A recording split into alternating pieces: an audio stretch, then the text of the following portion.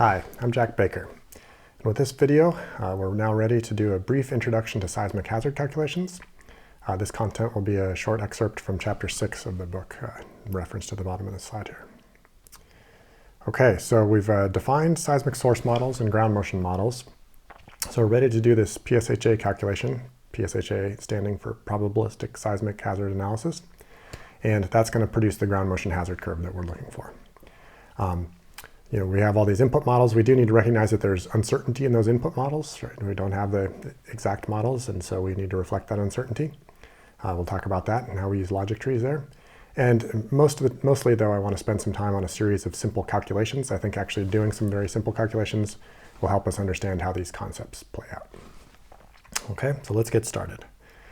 First, let's think about this PSHA calculation. So I've shown you this equation in the previous videos, and let's talk it over. So we've got this lambda im greater than small im. This is the rate of intensity measure exceeding some threshold, small im.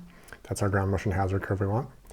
And in here, we're going to do the summation over all possible ruptures. And this is across all the different sources.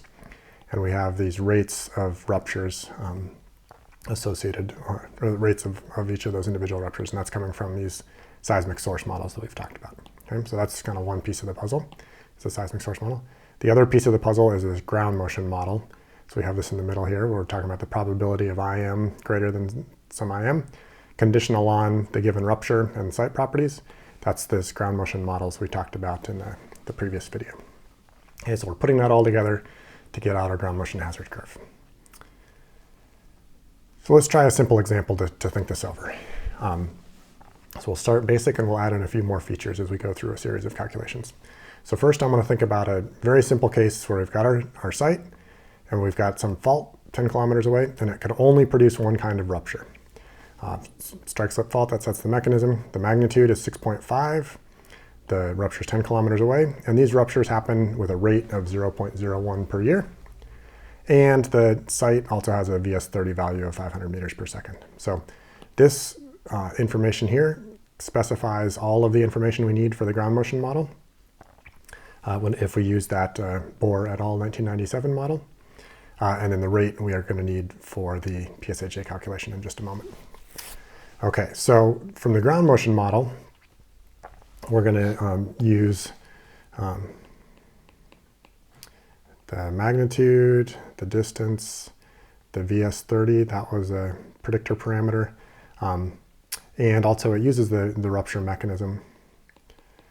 So the fact that this is a strike slip, we didn't talk about that in the short video, but those are all the inputs we need to evaluate that ground motion model. We'll do this for 1 second spectral acceleration again. And so that model will give us the mean and the standard deviation of log spectral acceleration at 1 second. So we get log of 0.17 and 0.52 as our numbers from that model. So if I want to go evaluate the ground motion model, as we talked about in the previous video, so the probability of this 1 second spectral acceleration exceeding 0.2 g given this rupture. So we're going to put in the 0.2 g for our threshold of interest. We're going to put in the mean of the log im and the standard deviation of the log im. So those numbers are coming from the ground motion model, right? And then the 0.2 is what we're specifying to get our threshold.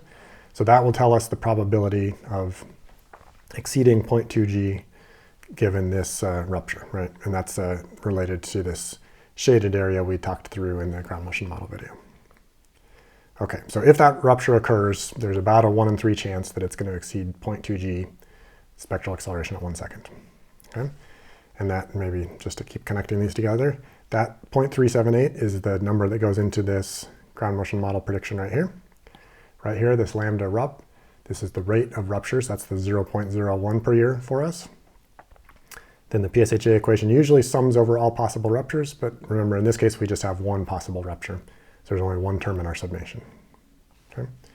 So we have, when I want to find the annual rate of spectral acceleration at 1 second bigger than 0.2 g, and say, well, okay, well I'll get the rupture occurring with 0.01 per year rate. And if that rupture occurs, there's a 0.378 probability that rupture will cause an exceedance. And so the product of those two is 0.00378. that's the annual rate of exceeding the 1 second spectral acceleration. Okay, so we've put together the ground motion model prediction with the source model that told us the 0.01 per year rate. Okay. If we want to do this for another amplitude, so we're thinking about the same rupture, but now we're looking at a 0.05 G amplitude. So now I want to say, well, what's the rate of a stronger amplitude ground motion? So the ground motion model prediction mean and standard deviation are unchanged. Those are the same as before because the rupture conditions are the same.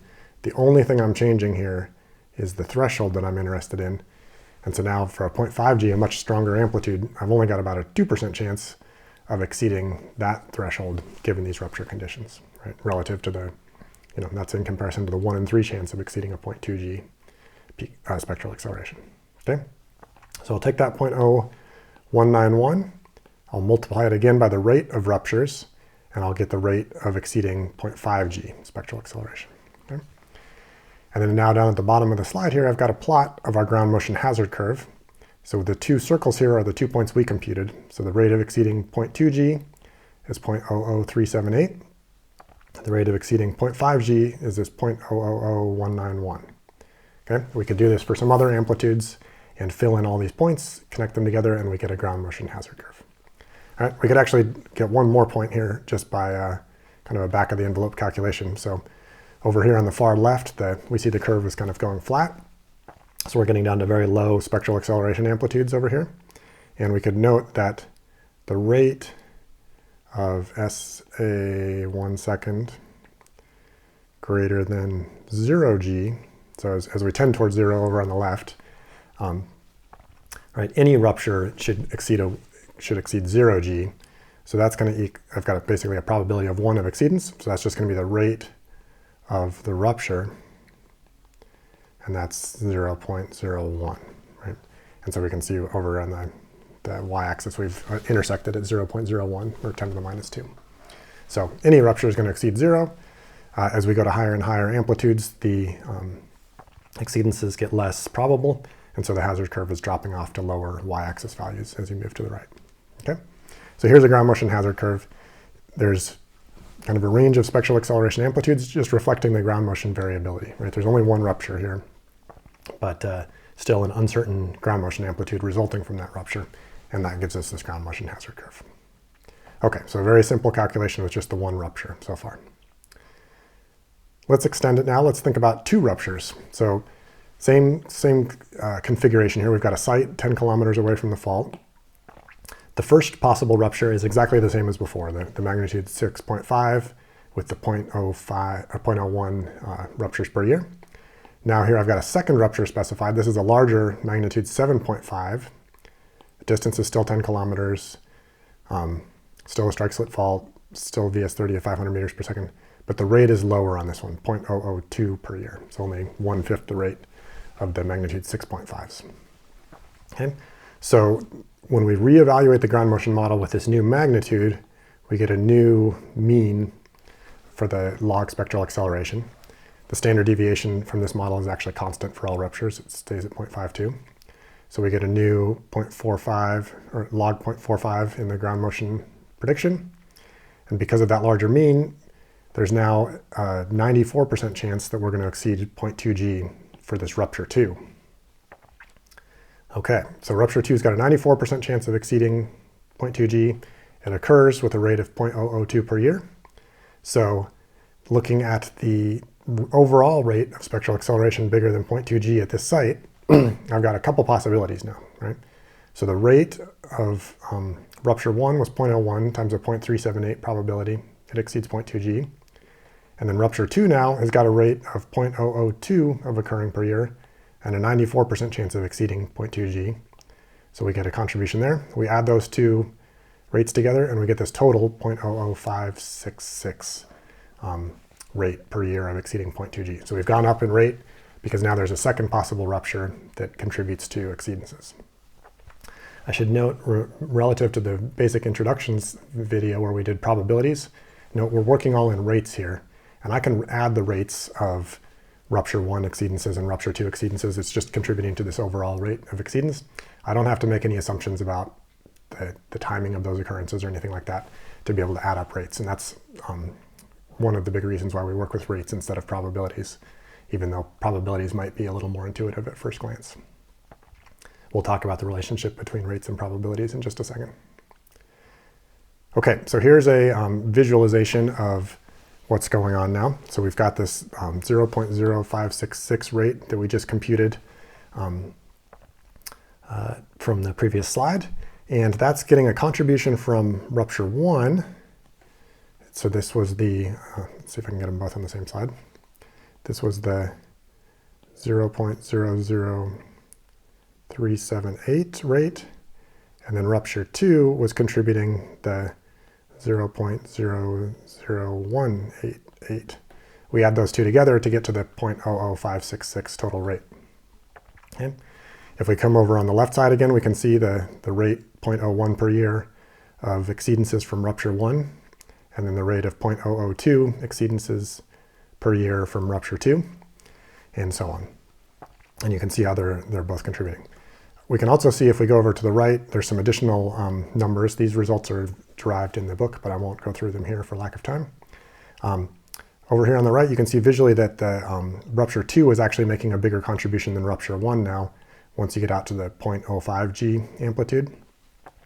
And that's because even though rupture 1 is more frequent, it just can't produce those large amplitude ground motions, and so it starts dying off here in terms of its contributions to large amplitude shaking. Rupture 2, although it's kind of less frequent and so produces less frequent exceedances of small amplitude ground motions, when it gets over to these big amplitudes, because it's this larger magnitude 7.5 earthquake, it can contribute exceedances out here, more frequently than the smaller rupture. And so you can see that the interaction between the base rate of occurrences of these ruptures combined with how likely they are to produce an exceedance of the ground motion amplitude of interest. So that's the idea. So there's two ruptures, and that, just now combining two ruptures together gets us a sense of this mechanism of adding up the contributions from all the different ruptures. Real sites, of course, have more complex seismicity than just two possible ruptures. We can take this a little further. Let's now think about that source of earthquakes having Gutenberg-Richter magnitudes, right? So we talked about the bounded Gutenberg-Richter source model in the seismic source model section. So let's say that the source remains 10 kilometers away, but now we've got this bounded Gutenberg-Richter model. We've got a minimum magnitude of 5, a maximum magnitude of 8, so that's the bounds where the ruptures happen. Magnitude greater than 5 earthquakes occur with a rate of 0.05 per year. And one more parameter we need to specify is that the B value is going to be 1 in this case for the Gutenberg-Richter model. That sets the relative rate of large and small magnitude earthquakes. And as we talked about, B equals 1 is a typical value that we see. Okay, so in this case, now we've got a whole range of magnitudes to consider. And we need to think about both how frequent those are, as well as how probable they are to produce an exceedance of the IM that we're interested in.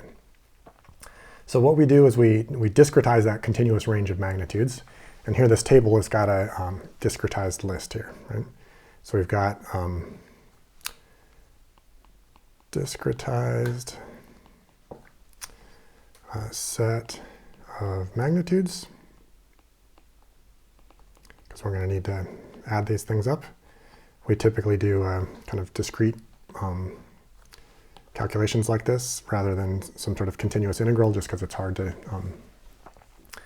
handle continuous integrals with these functional forms. So we've got magnitudes here discretized in units of 0.2. So we can go from, I've got the MI, which is 5.1. So that's just the midpoint of an interval from 5 to 5.2. And then we'll take an interval from 5.2 to 5.4 and an integral from 5.4 to 5.6. And I've just got the midpoints listed here going all the way up to magnitude 8.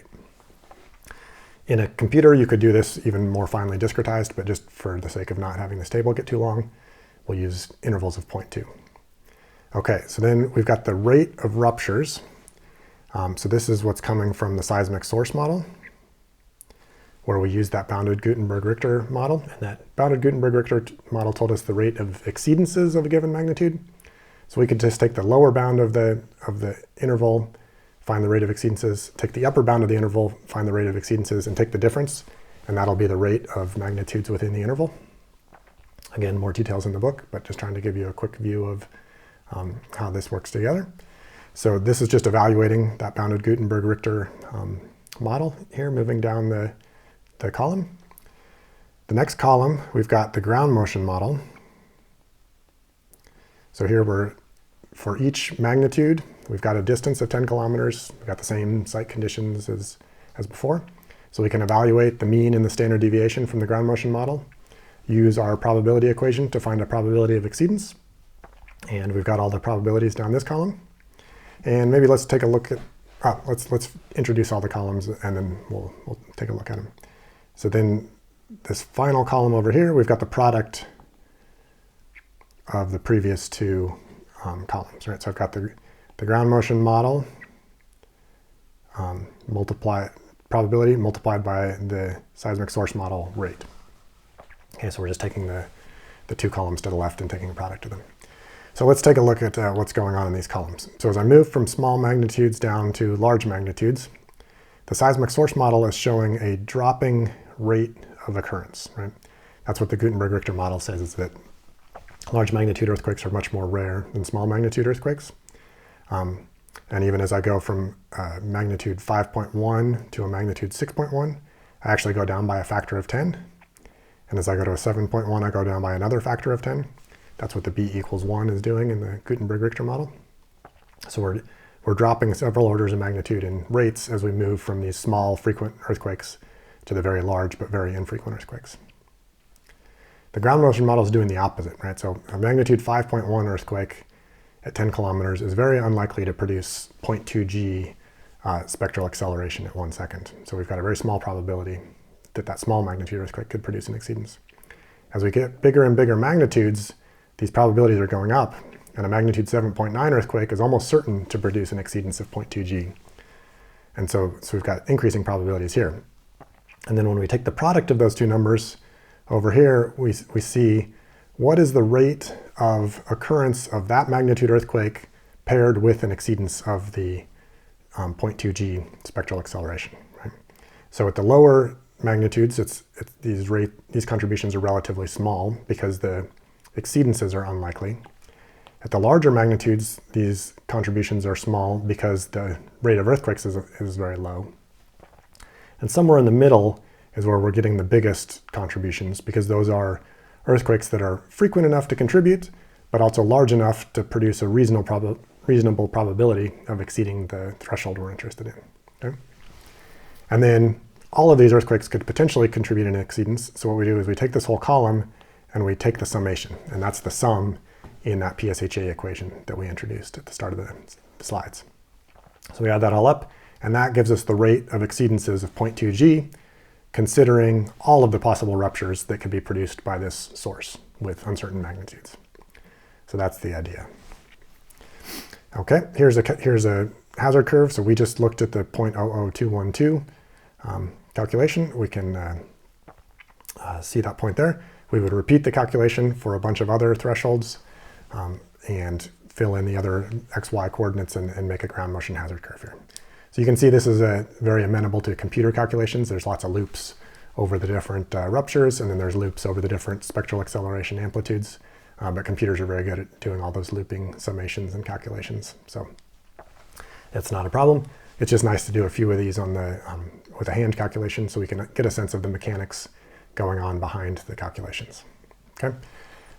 I hate to point you to the book again, but I'll just note that the book has an additional set of calculations for another ground motion amplitude. You can see a similar table of results. And then the book also in chapter 7 explores this idea of which of the magnitudes is contributing most to exceedances. This is a concept called disaggregation, and that's discussed in chapter 7 of the book as well, more formally. But we'll skip past it for sake of time right now. Okay, so there's a calculation. We need to extend it in one more important way before we move on, and that's dealing with logic trees. So these hazard calculations required our input models, right? So I had an input model, thinking about the previous slide, we had an input model for that Gutenberg-Richter source model that told us how frequent the occurrence of those various ruptures was. And we also had a ground motion model, right, where we were using that Bohr et al. Ground motion model. But both of those models had to be, derived or selected for a particular calculation, and those models are imperfect, right? The source may not be exactly a Gutenberg-Richter model, or maybe we don't know exactly the maximum magnitude that source could produce. The ground motion model may not be perfect. There's lots of competing ground motion models and lots of ongoing debates about which ones are appropriate in a given situation or most accurate. And we call this epistemic uncertainty. So it's not uncertainty about what's going to happen in the future. So the magnitude of future earthquakes, this is what we call aleatory uncertainty. It's just an inherent randomness that we're not able to further refine through observations to the best of our knowledge. But epistemic uncertainty, this is a lack of knowledge uncertainty. So the seismic source has some true distribution, it has some true maximum magnitude that it could produce, but we aren't able to know that with certainty when we're doing a particular calculation. And so we use logic trees to reflect this epistemic uncertainty in our calculations. And the idea is illustrated by this picture down below, is that rather than specify a parameter with precision or specify a model with precision, we consider some different possibilities. So here this is, we're thinking about this Gutenberg-Richter example from previously. The first set of calculations we did, we assumed a rate of 0.05 per year of earthquakes. So this is our earthquake rate, so the sum of all the rupture rates from that source. Let's say, well, we assumed 0.05, but perhaps it's 0.03, a little lower, or perhaps it's higher, 0.07.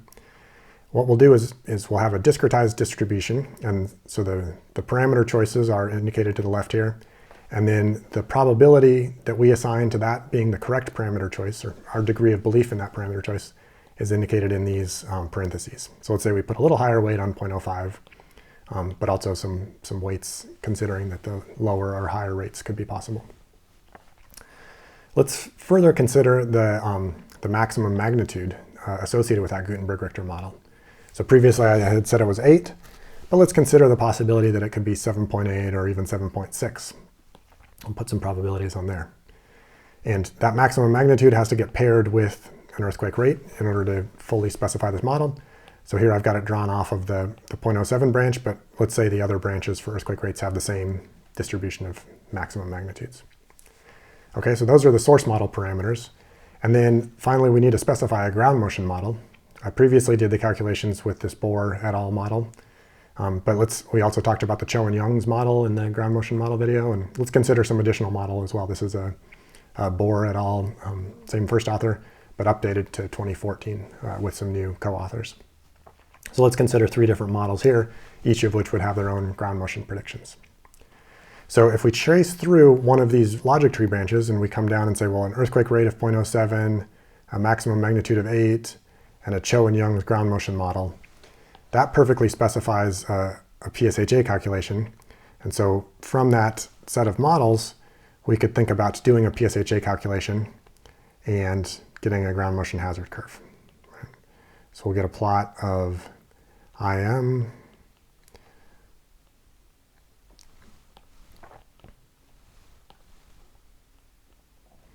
versus the rate of IM exceedances, and we'll get this kind of curve like we've been doing in the prior calculations. But if we have a different set of logic tree branches, we're going to end up with a different ground motion hazard curve. Right? So if this ground motion model predicts stronger ground motion amplitudes, then we would predict more frequent exceedances of a given ground motion amplitude, for example. And so all these different branches of the logic trees give us different hazard curves, and our degree of belief in that particular hazard curve is going to be related to our degree of belief in each of the branches that made up that logic tree terminal node. So if we repeat that Gutenberg-Richter calculation with all the logic trees I showed on the previous slide, we get the set of individual hazard curves kind of associated with these individual branches here. And each of those has a rate associated with it, or a weight associated with it. And then for a given ground motion amplitude, we'll have all these different rates implied by the different branches of the logic tree. And if we take those rates multiplied by their weights, we can compute a mean, and that is shown in this heavier line, the mean rate, and we'll call that a mean hazard curve. That mean hazard curve is typically the metric that we're working with when we see results from a hazard analysis. So usually you'll see just a single hazard curve when you're done with a hazard analysis, and it's typically this mean hazard curve. So it is reflecting the uncertainty in the underlying parameters and models through a logic tree. So these logic trees are standard, but we tend to aggregate down and not show all these individual branches and just show the mean rate. Interpretation of these, the mean rates or use of other types of metrics from these is a topic of some further discussion in the book. Again, we'll skip it for lack of time here. Okay, so we've got the epistemic uncertainty captured now in that mean hazard curve. One last kind of extra topic here is just about these outputs. So I mentioned we're computing rates when we do these PSHA calculations, and we can add rates from different sources and get a total rate of exceedance. We can also talk about rates without worrying about the time sequencing of when the events happen. We're talking about a mean rate, so kind of the long-term rate of events, without thinking about the timing of when specifically those events happen. There's a couple other metrics that we do use, though, sometimes. And we can use those hazard curves in terms of rates, and we can compute a couple other things. So one is we compute a return period. So a return period is simply the reciprocal of the rate of exceedance, right? So the idea would be if we have a rate of, say, 0.01 per year, then the return period would be the reciprocal 1 over 0.01 or 100. And instead of per year, we would end up with years as our units. So what this is the mean interval between exceedances. So we'll say on average, it's 100 years between exceedances. It doesn't actually, I'm not intending and shouldn't interpret this as a statement about the time to the next specific event. It's rather just a long-term statement about the average amount of time between exceedances. Okay? But instead of talking in these very small rates, sometimes it's nice to talk in terms of return periods, just as a more interpretable metric for a human mind. Okay? The other thing is we can return to talking about probabilities of events. In order to talk about the probability of event in some interval of time, I do need to make another assumption about the occurrences of events in time. The most common assumption we make is that the occurrences are Poissonian, which means that the rate of events is constant in time, and the occurrence of events in the future is independent of the time to the last event. So that's a model that's debated. It's not always appropriate, but it's the most commonly assumed case. If we do make that assumption, then we can say the probability of at least one event in time t is given by this equation at the bottom of the slide. So n here is the number of events in time t. So if I look at an interval of 10 years or 50 years or something like that, and I want to know how many events are going to occur, usually I'm interested in one or more events. So if the event occurs, I've got concerns, right? If I get a large ground motion, that's relevant. Okay, so that formula is, or that probability is given by 1 minus e to the minus lambda, where lambda is the rate we've been computing with the ground motion hazard curve, and then t is the time interval of interest. Okay? So this formula works if the occurrences are Poissonian. Further, if the rate, if lambda t is small, then we can make the approximation that this probability is equal to lambda t. All right, so this approximation is true for small lambda t. Okay, and this is illustrated over on the right. So if I've got a rate of, like, say, lambda equals 0.01 per year, and I think about differing time intervals of 10 years or 100 years, I can take the lambda times the 10 or the 100, and we can think about different ranges of, this is basically telling me the expected number of occurrences, right? So the rate per year times the number of years tells me kind of on average how many occurrences I'll see.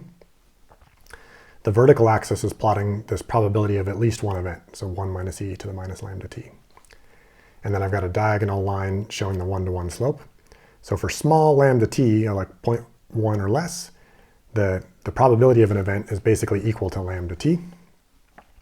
As lambda t gets bigger, that breaks down there, right? So if I've got a 0.01 events per year and I wait 200 years, I'm going to have 2 occurrences on average over those 200 years, but my probability can't be 2. My probability can't exceed 1. So the probability tends towards 1. I get more and more confident that I'll see at least one event, but I don't have a probability greater than 1. So that approximation is not so good here. But for rare events, it's a reasonable approximation to say that this probability is equal to lambda t. Okay. One more note I can leave you with for your own calculations. So let's note that for t equals 50 years, so that's kind of sometimes a typically assumed lifetime of a facility we might analyze. And for a probability of n greater than or equal to 1 of 0.1. So if I'm interested in having a 10% probability of an event over a time span of 50 years, we can use that equation up above to figure out that lambda is equal to 2.1 times 10 to the, I've got the wrong number here, 10 to the minus 3. And if I take the reciprocal of that using the equation up top, we get a return period of 475 years. Okay. So sometimes you'll hear reference to this is the ground motion amplitude with a 475-year return period. And at first glance, that's a pretty strange number to be using as a target for analysis. But it's not coming out of the fact that we like 475 years inherently. It's coming out of this idea that we sometimes design facilities for a 10% probability exceedance over their 50-year lifespan. And that corresponds to this 475-year return period, given these equations on this slide.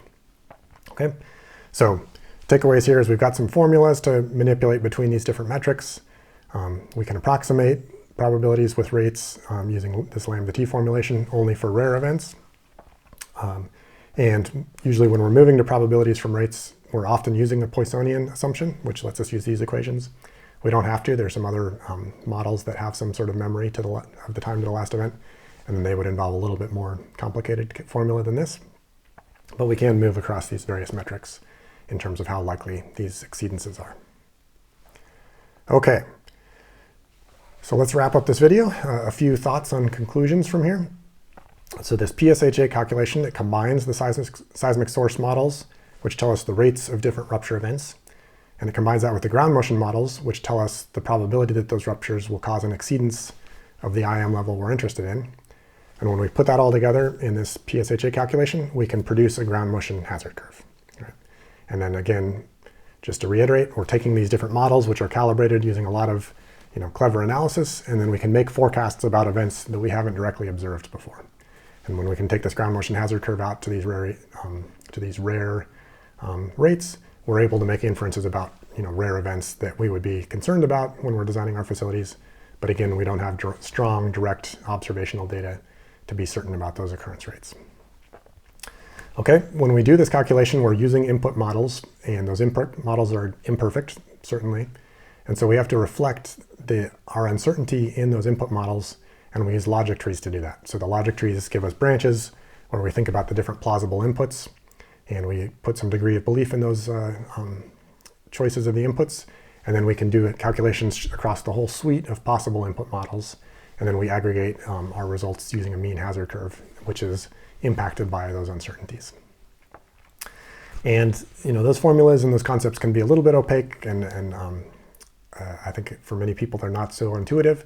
And so I really like to go through a series of simple examples. We started doing some simple examples here to try to get a sense of how the different input parameters map through into the final ground motion hazard curve.